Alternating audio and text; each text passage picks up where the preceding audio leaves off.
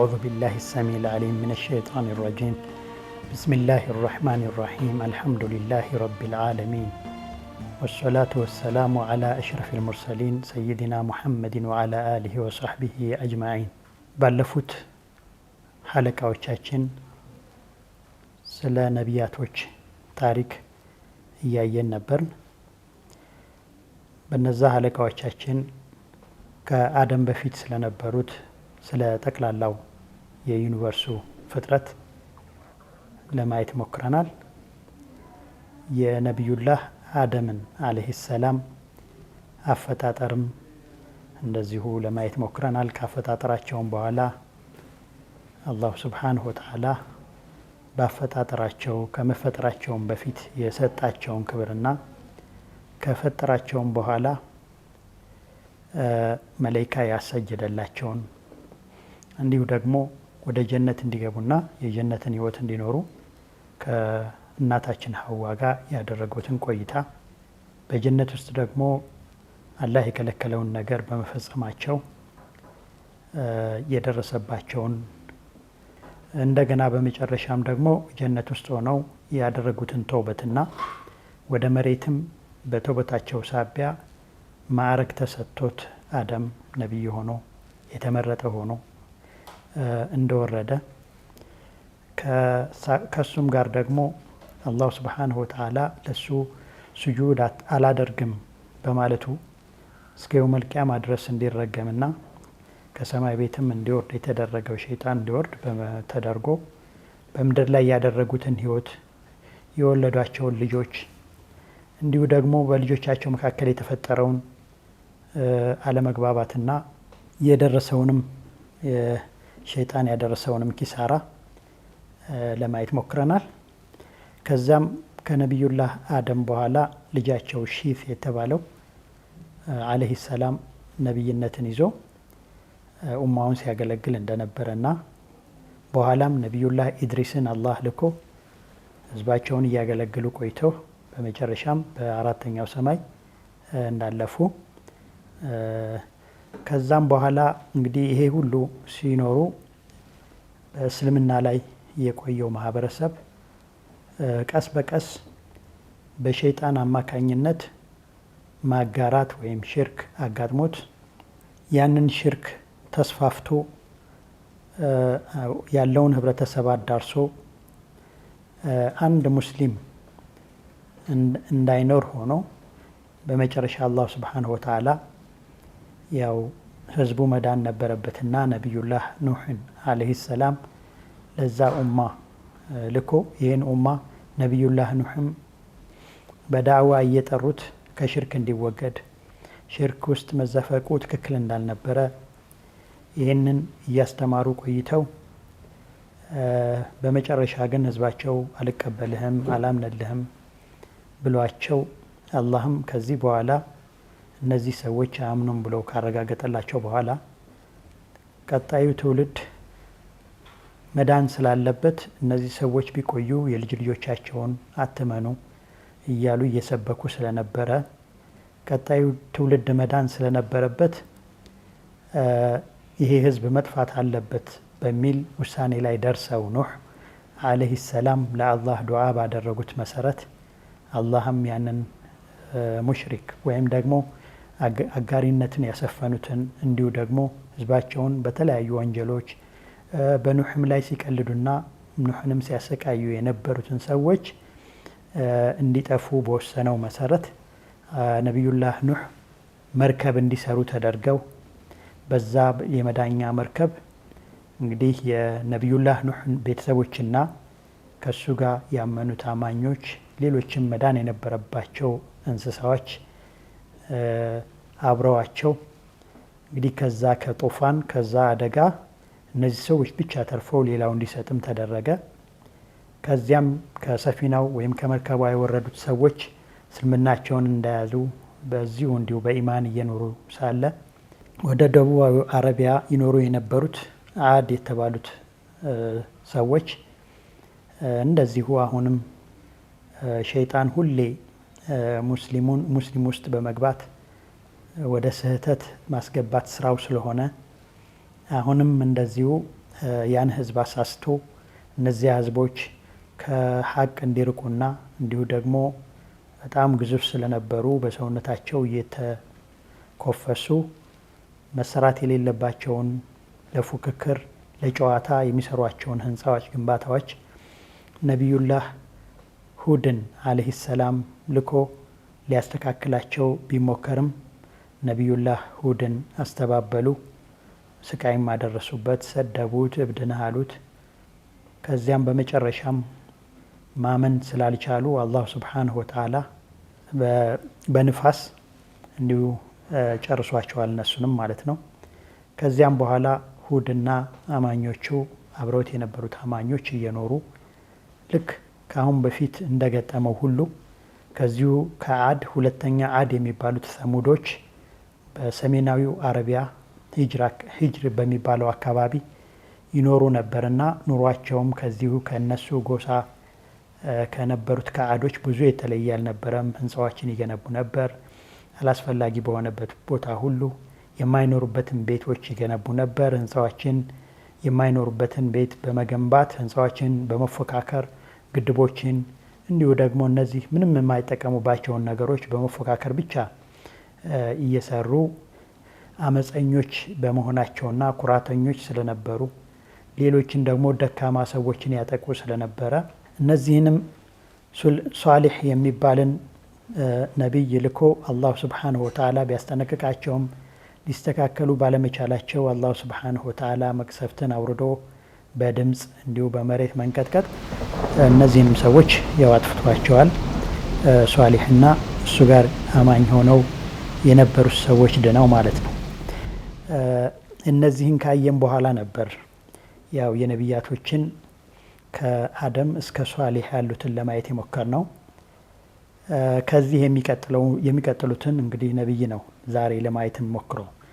ዛሬ የምናየው ነቢይ አለይሂ ሰላም ያው በታላቅነቱ ዓለም የሚመሰክርለትን አላሁ ስብሓንሁ ወተዓላ በቁርአን ውስጥ በጣም ብዙ ቦታዎች የገለጸውን ብዙ የክብር ስሞች የተሰጠውን እንዲሁ ደግሞ ብቻውን ሳይሆን ከነ ቤተሰቦቹ የተመሰገነውን በረካና ራሕመት የተወረደበት ቤተሰብ ያደረገውን ነቢዩላህ ኢብራሂምን ነው አለይሂ ሰላም። ነቢዩላህ ኢብራሂምን ሲገለጽ በቁርአን ውስጥ በብዙ ቦታዎች ከነ ቤተሰቦቹ እየተባለ ነው የተገለጸው። ወአለ ኢብራሂም እየተባለ እና ነቢዩላህ ኢብራሂም ሲገለጽ አብረውት ቤተሰቦቹ ይገለጻሉ። የነቢዩላህ ኢብራሂም ታሪክ ሲነሳ የቤተሰቦቹ ታሪክ አብሮ የተያያዘ ነው ይነሳል።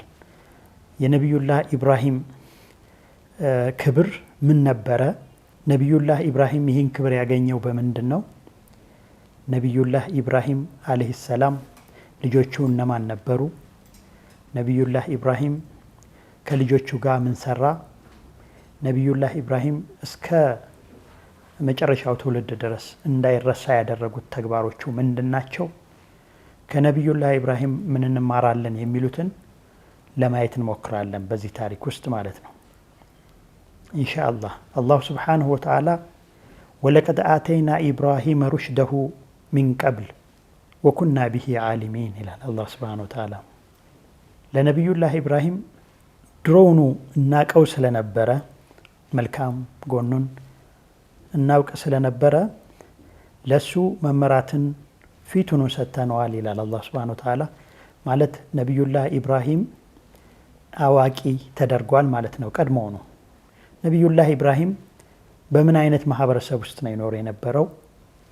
ነቢዩላህ ኢብራሂም አባታቸው ቁርአን እንደነገረን አዘር ይባላሉ።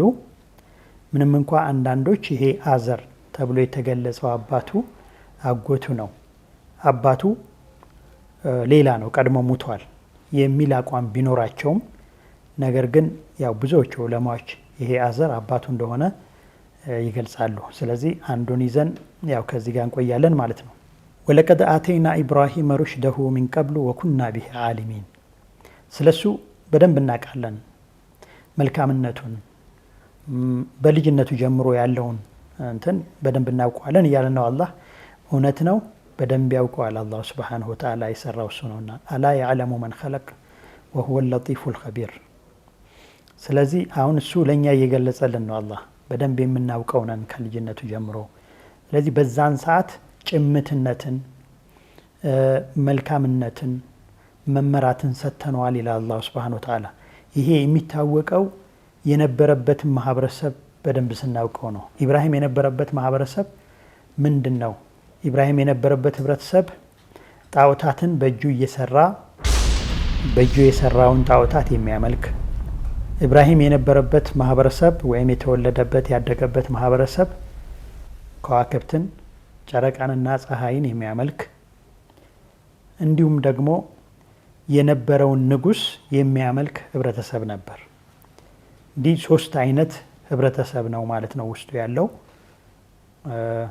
ከዋክብትን እና ጨረቃን፣ ፀሐይን የሚያመልክ እንዲሁም ደግሞ ጣዖታትን በእጁ ሰርቶ እየገዛ በእጁ የሰራውን የሚያመልክ ማህበረሰብ ውስጥ ነበር ማለት ነው። እንዲሁ ደግሞ ይህን የሚያስተዳድረውን መሊክ ወይም ንጉስ እሱንም ደግሞ ልክ እንደ ጌታ የሚያመልክ ማህበረሰብ ውስጥ ነው እንግዲህ ኢብራሂምን አላህ ሱብሓነሁ ወተዓላ የፈጠረው ማለት ነው። ስለዚህ በዛ ማህበረሰብ ውስጥ ነው ኢብራሂም እያደገ፣ እንደውም የእሱ አባት እነዚህን ጣዖታት እየጠረበ እየሰራ ለሌሎች የሚያስተዋውቅ የሚሸጥ አባት ነበር አባቱ። እና እንደውም አንዳንድ ዑለማዎች እንደሚሉት አባቱ ጠርቦ ወይም ይሄንን ጣዖት ሰርቶ መሸጥ ብቻ ሳይሆን ልጆቹም እንዲሸጡ ይልካቸው እንደነበር እና ኢብራሂምም ይሄ ተራው ደርሶት እንደነበረ ይህ መሸጥ አጋጥሞት እንደነበረ ይናገራሉ። ነገር ግን አላህ ሱብሓነሁ ወተዓላ ከበፊቱ ጀምሮ አላህ መመራትን ሰጥቶት ስለነበረ ኢብራሂም ገበያም ወጥቶ እንዳትገዙ እያለ ነበር ጥሪ ያደርግ የነበረው። ይሄ አይጠቅማችሁም፣ አይጎዳችሁም፣ ይሄ እኔ ያዝኩት ጣዖት አይጠቅማችሁም፣ አይጎዳችሁም፣ አይሰማችሁም እና አትግዙ እያለ ብሎ የተሰጠውን ጣዖት ቤት ይዞ የሚመለስ ሰው እንደነበረ ታሪክ ይነግረናል። እና ኢብራሂም በዚህ ሁኔታ እያለ ነው እንግዲህ ያው ከማህበረሰቡ የወጣውና ማህበረሰቡ ጋር ኦልሬዲ የተገናኘው ማለት ነው። ይሄ ማህበረሰብ ጋር ነው እንግዲህ የሚጋፈጠው ኢብራሂም ትልቅ የድሮን እንዲሁ ደግሞ የአባቶቻችን እያለ የቆየን ማህበረሰብ ነው እንግዲህ የሚጋፈጠው ማለት ነው። ኢብራሂም ይህንን እዚህ ዋቂ ውስጥ ሲገባ ይህንን ተጨባጭ ሊቋቋም የሚያስችለው ምን ባህሪዎች ነበሩት? አላህ ሱብሓነሁ ወተዓላ ይህንንም ከተጋፈጠ በኋላ የሸለመው እንዲሁ ደግሞ ከዛም በፊት ከሱ ውስጥ የነበሩ ጥሩ ባህሪያቶችን እንዴት በቁርአን ገልጾታል ቢባል ኢብራሂም አለይሂ ሰላም በመጀመሪያ ከአሁን በፊት ባሉት ነቢያቶች ውስጥ በተለይ ከነቢዩላህ ኑህ ጋር እንደተገለጸው በቁርአን እንደገለጸው ሸረዐ ለኩም ሚነ ዲኒ ማ ወሳ ቢሂ ኑሐን ወለዚ አውሐይና ኢለይከ ወማ ወሰይና ቢሂ ኢብራሂመ ወሙሳ ወዒሳ ብሎ አላሁ ሱብሓነሁ ወተዓላ ከነዚህ አራት ትልልቅ አንቢያዎች ጋር ገልጾታል። አላሁ ሱብሓነሁ ወተዓላ እነዚህ አራት ከእሱ ጋር የተገለጹት 5 አንቢያዎች አላህ በጣም የመረጣቸው ኡሉል አዝም ተብለው የሚታወቁት አንቢያዎች ናቸውና ከነዚህ ውስጥ ነው እንግዲህ አላህ የመደበው። ቁል በል ሚለተ ኢብራሂመ ሐኒፈን ወማ ካነ ሚነል ሙሽሪኪን። ኢብራሂም እዚህ አጋሪ ህብረተሰብ ውስጥ ተፈጥሮ ምንም አይነት ሽርክ ነክቶት አያውቅም። ያለ ሽርክ ነው ያደገው። ይሄ በጣም የሚገርም የአላህ ሱብሓነሁ ወተዓላ ምርጫ ነው ማለት ነው። አላህ ለወደፊት ሊመርጠው ስላሰበ ምንም አይነት ሽርክን አላሰራውም። እዛ ሽርክ የተዘፈቀ ማህበረሰብ ውስጥ እንኳን ቢፈጠር ማለት ነው። እና ነቢዩላህ ኢብራሂም ወመን አሕሰኑ ዲነን ሚመን አስለመ ወጅሀሁ ሊላሂ ወሁወ ሙሕሲኑን ወተበዐ ሚለተ ኢብራሂመ ሐኒፋ። እንግዲህ የኢብራሂም መንገድ ምርጥ ነበረ፣ ከዚህ ያማረ የለም ይላል አላህ ሱብሓነሁ ወተዓላ። ሚለተ ኢብራሂመ ተብሎም እንዲጠራ የሱ መንገድ አላህ ሱብሓነሁ ወተዓላ በቁርአን ውስጥ ብዙ ቦታዎች ገልጿል። ሚለተ ኢብራሂም የኢብራሂም መንገድ፣ ሚለተ ኢብራሂም የኢብራሂም መንገድ፣ ሐኒፈን ቀጥ ያለ ቀጥተኛ መንገድ ላይ ያለ አላህ ሱብሓነሁ ወተዓላም ብቻውን ጥርት በማድረግ የሚገዙት የሆነበት መንገድ ነው የኢብራሂም መንገድ። እና ይሄ መንገድ ከዚህ የበለጠ ምን መንገድ አለ ይላል አላህ ሱብሓነሁ ወተዓላ ሚመን አስለመ ወጅሀሁ ሊላሂ ወሁወ ሙሕሲን ወተበዐ ሚለተ ኢብራሂመ ሐኒፋ የኢብራሂምን ትክክለኛውን ጎዳና ከተከተለና እንዲሁ ደግሞ ፊቱን ወደ አላህ ካዞረ ሰው የበለጠ ምን ያማረ መንገድ አለ ይላል አላህ ሱብሓነሁ ወተዓላ። ከዚህ የበለጠ የለም እና የኢብራሂም መንገድ በጣም ምርጥና የተመረጠ ቀጥተኛ መንገድ ነበረ። እንግዲህ በሽርክ ማህበረሰብ ውስጥ የተወለደው ኢብራሂም ቀጥተኛ ሰው ነበረ እያለ የእሱን መልካምነት እየገለጸልን ነው አላህ።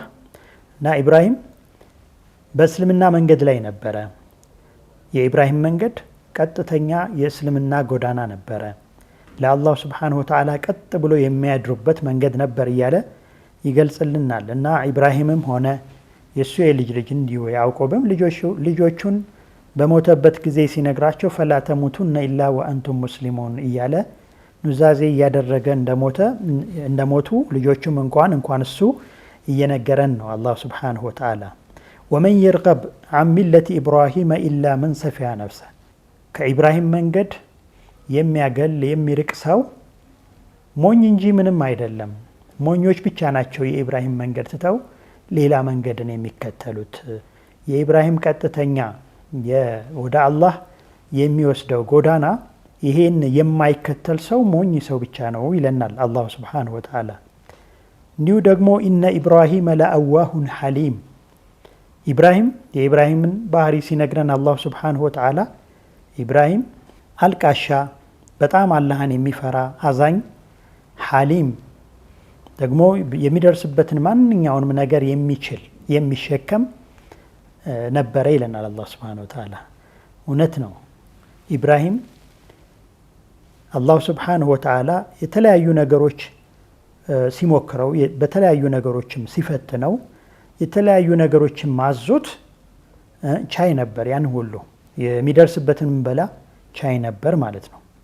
ኢዝ ጃአ ረበሁ ቢቀልቢን ሰሊም ኢብራሂም ያው ሁሌ ነቢያችን ዓለይሂ ሰላቱ ወሰላም እንዲያወሱት አላህ ሲነግራቸው ኢዝ ጃአ ረበሁ ቢቀልቢን ሰሊም ሰላምና ደህንነት የሞላበት ቀልብ ነበረው እያለ እያወደሰው አላህ ሱብሓነሁ ወተዓላ ይነግራቸዋል ለረሱል ዓለይሂ ሰላቱ ወሰላም። ለኢብራሂም አላህ ሱብሓነሁ ወተዓላ ኢዝ ቃለ ለሁ ረብሁ አስሊም ቃለ አስለምቱ ሊረቢል ዓለሚን ያለ ሰው ነው። አላሁ ሱብሓነሁ ወተዓላ አስሊም እጅ ስጥ፣ ለአላህ ብቻ እደር ሲለው ለአላህ አድር ያለሁኝ ለዓለማቱ ጌታ አድር ያለሁኝ ያለ ምርጥ ሰው ነበረ ማለት ነው።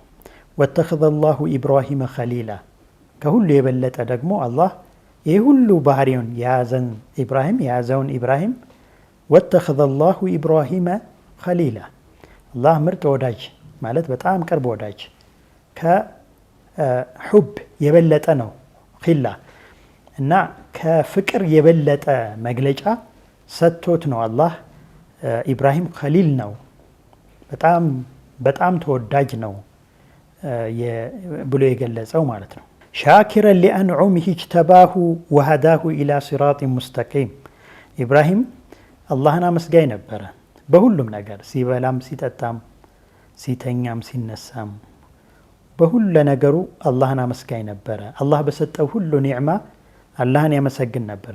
በዚህም አላሁ ሱብሓነሁ ወተዓላ መረጠው፣ ወደ ትክክለኛውም ጎዳና መራው።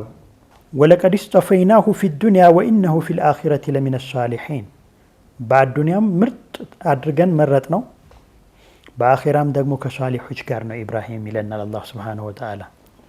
አዎ ኢብራሂም ምርጥ ሰው ነበረ።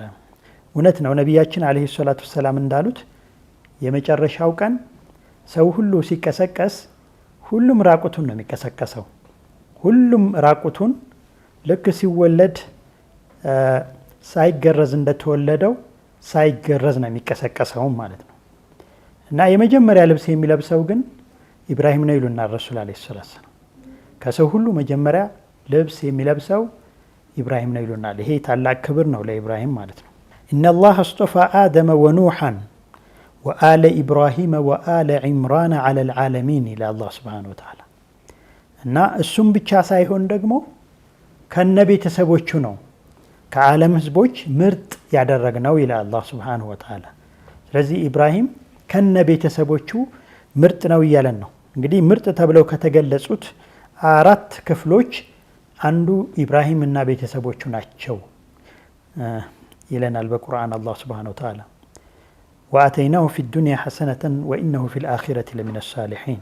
በሌላም የቁርአን አያ የኢብራሂምን ክብር አላህ ሱብሓነሁ ወተዓላ በሚነግረን ጊዜ ወዝኩር ዒባደና ኢብራሂመ ወኢስሐቀ ወያዕቁብ ኡሊል አይዲ ወልአብሳር ኢና አኽለስናሁም ቢኻሊሰቲ ዚክረ ዳር ወኢነሁም ዒንደና ለሚነል ሙስጠፈይን አልአኽያር ይላል አላህ ሱብሓነሁ ወተዓላ።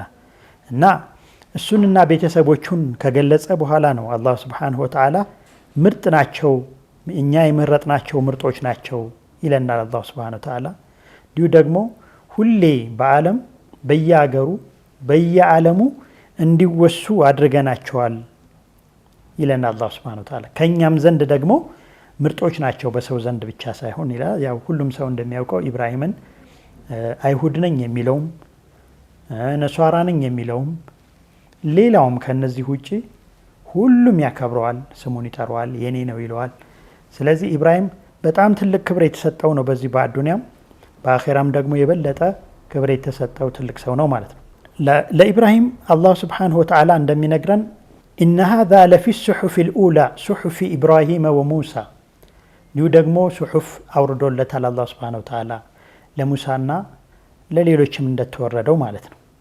እና አላህ ሱብሓነሁ ወተዓላ ለኢብራሂም እንደዚሁ ሱሑፍ አውርዶለታል። የአዛዙ ሱሑፍ ውስጥ ብዙ ነገሮች እንዳሉ ረሱል ዓለይሂ ሰላቱ ወሰላም ነግረውናል። ከነዚህም ውስጥ ምን ሱሑፍ ውስጥ ምን እናገኛለን ብለው ሰሃባዎች ሲጠይቋቸው ረሱል ዓለይሂ ሰላቱ ወሰላም በሱ ውስጥ ብዙ ነገሮች አሉ፣ ከነዛም ውስጥ ብለው ረሱል የገለጿቸው አላሁ ሱብሓነሁ ወተዓላ ተበዳዮችን ካፊር እንኳን ቢሆኑ ይረዳቸዋል የሚል እዚህ ሱሑፍ ውስጥ እናገኛለን ይላሉ ረሱል ዓለይሂ ሰላቱ ወሰላም።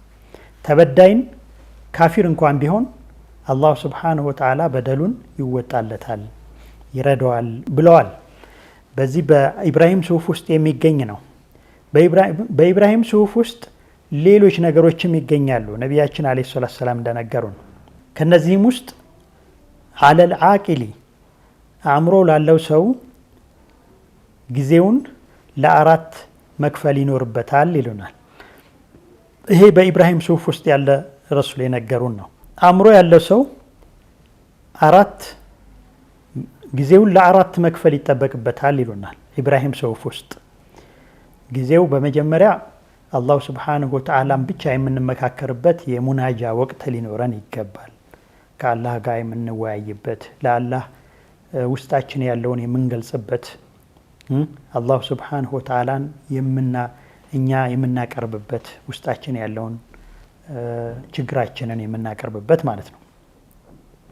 ይሄ ያው በአሁኑ ሰዓት የተረሳ ብዙ ሰው የማይሰራው አምልኮ ነው። ሌላው ደግሞ ሰዓቱ ተፍኪር፣ እንዲሁ ደግሞ የምናስተነትንበት ተአሙል የምናደርግበት ወቅት ሊኖረን ይገባል። ይሄ ደግሞ ተፈጥሮውን በማየት እኛን ራሳችንን በማየት ተፈኩር ልናደርግ ይገባል። ይሄ ነው ወደ አላሁ ሱብሓነሁ ወተዓላ የሚያደርሰን ማለት ነው። ሌላው ደግሞ ራሳችንን የምንመረምርበት ወቅት ሊኖረን ይገባል። ይሄም ብዙዎቹ ሰዎች የረሱት ነው። ሐቂቃ ይሄ ወቅት አልሙሐሰባ ሊኖር ይገባል። ቀናችንን ጨርሰን ማታ ላይ ሊሆን ይችላል፣ ወይም በሌላ ሰዓት ላይ ሌታችንን ጨርሰን ጠዋት ሊሆን ይችላል፣ ስለ ሌሊቱ ሙሐሰባ ለማድረግ። ስለዚህ ጊዜ ሊኖረን ይገባል ማለት ነው። ሌላው ደግሞ ወቅቱን ሰዓቱን ሊልመዒሻ፣ ሌላው ደግሞ ለመኖር የምንሰራበት ጊዜ ሊኖረን ይገባል ማለት ነው። እና እነዚህን የት እናገኛቸዋለን? በኢብራሂም ሱሑፍ ውስጥ እናገኛቸዋለን ብለው ረሱል ዓለይሂ ሰላቱ ወሰላም ለሰሃቦቻቸው እያስተማሩ ነው ማለት ነው። በዚሁ መጽሐፍ ውስጥ አሁንም በዚሁ በሱሑፍ ውስጥ በኢብራሂም ሱሑፍ ውስጥ ሰው ለአኺራው ለአዱንያውና እንዲሁ ደግሞ ሐላል የሆነን በአዱንያ ውስጥ ጫፋጭን ለማግኘት መስራት እንደሚጠበቅበት ይናገራል ማለት ነው። የኢብራሂም ሱሑፍ አላህ የሰጠው ማለት ነው። እና ሰው አቂል ይለናል በዚሁ ሱሑፍ ውስጥ አቂል ዓሪፈን ሊዘማኔ፣ ዘመኑን ወቅቱን የሚያውቅ መሆን አለበት ይለናል። ማለት ወቅቱን የማያውቅ ፈቂህ፣ ወቅቱን የማያውቅ ተጨባጩን የማያውቅ ዓሊም ሊባል አይችልም።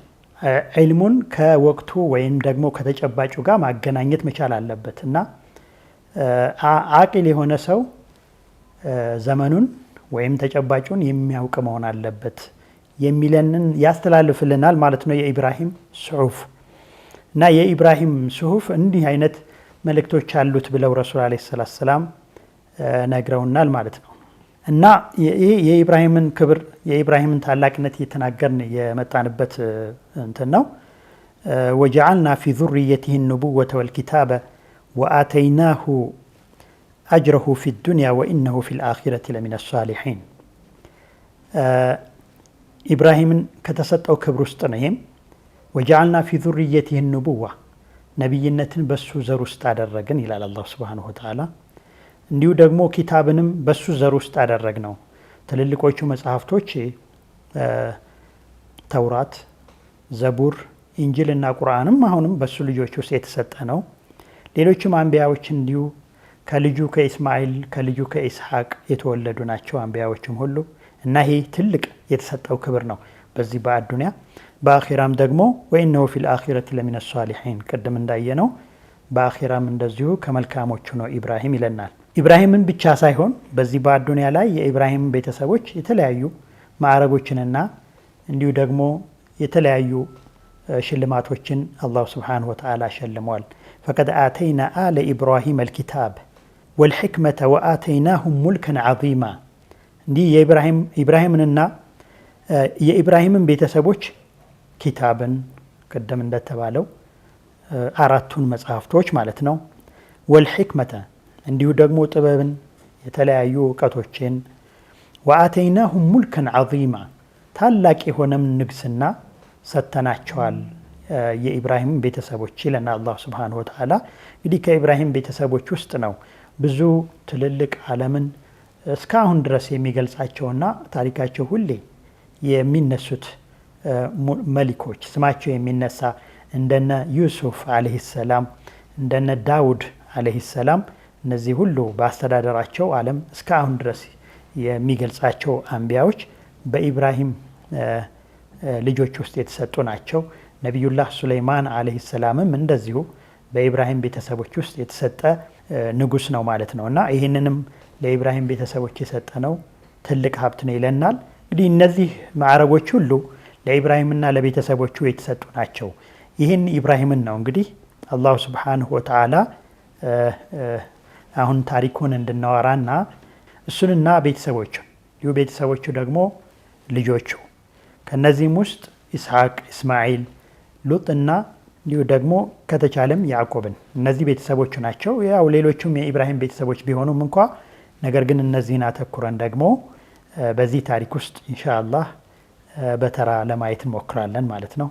ምናልባት ሙተዳኺል ነው ታሪካቸው። ያው አንዱ በአንዱ ውስጥ ይገባል። በኢብራሂም ታሪክ ውስጥ የሉጥ ታሪክ አለ። በኢብራሂም ታሪክ ውስጥ የኢስሐቅ ታሪክ አለ። በኢብራሂም ታሪክ ውስጥ የእስማኤል ታሪክ አለ። እነዚህን አብረን ለማየት እንሞክራለን። ጀዐለኒ አላሁ ወኢያኩም ሚነ ለዚነ የስተሚዑነ አልቀውለ ፈየተቢዑነ አሕሰን። ወሰላሙ ዓለይኩም ወረሕመቱላሂ ወበረካቱሁ።